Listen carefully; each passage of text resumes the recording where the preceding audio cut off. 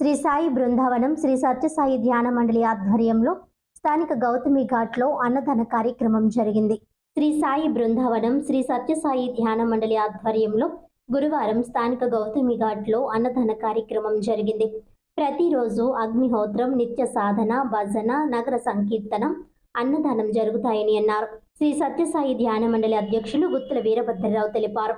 త్వరలో గురుకుల పాఠశాల, అమ్మవారి దేవాలయం, హాస్పిటల్, వృద్ధాశ్రమం, గోశాల త్వరలో ప్రారంభించనున్నట్లు ఆయన తెలిపారు.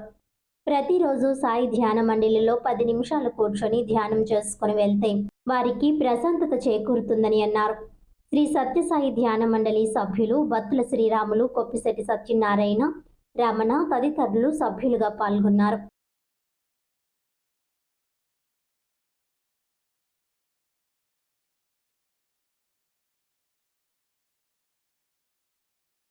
సాయిరామ్. శ్రీ సత్యసాయి ధ్యాన మండలి వీరభద్రరావు అండి.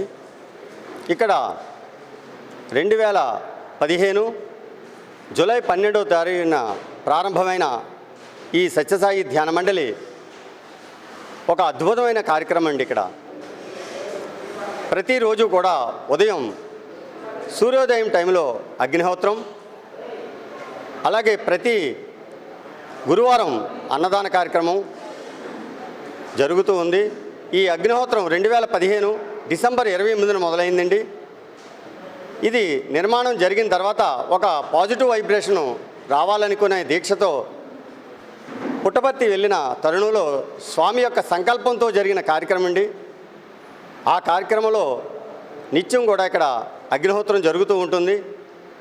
ఇక్కడ ఎవరైనా వచ్చి ఒక 10 నిమిషాల పాటు ప్రశాంతంగా కూర్చుంటే వారిలో ఉండే కొన్ని నెగిటివ్స్ అన్నీ కూడా పోయి ఒక పాజిటివ్ వైబ్రేషన్లో వారి జీవితమే అద్భుతంగా తీర్చిదిద్దే కార్యక్రమం అండి. అలాగే ప్రతి గురువారం అన్నదానం సేవ చేసుకొచ్చండి. త్వరలోనే ఇక్కడ ఒక స్కూలు, హాస్పిటల్ కట్టాలని ఒక దీక్షతో 2022 జూలై 12వ తారీఖున పెట్టుకున్న ఒక అద్భుతమైన దీక్ష అండి. ఆ దీక్షలో త్వరలోనే ఇక్కడ జరుగుతుందండి. ఈ కార్యక్రమానికి కూడా మన సత్యసాయి వారి వారసులుగా తిరుగుతున్న శ్రీ మధుసూదన సాయి వారు ఇక్కడికి వచ్చే టైము దగ్గర పడిందండి. అది కానీ జరిగినప్పుడు ఈ ప్రాంతం అంతా కూడా మరో పుట్టపర్తి అయిపోతుందండి.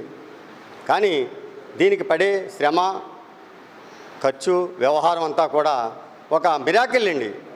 ఆ నేచర్ తోటే ప్రయాణం చేస్తూ ఇది సాధించే కార్యక్రమంగా దీక్ష పెట్టుకున్నామండి. త్వరలోనే జరుగుతుంది.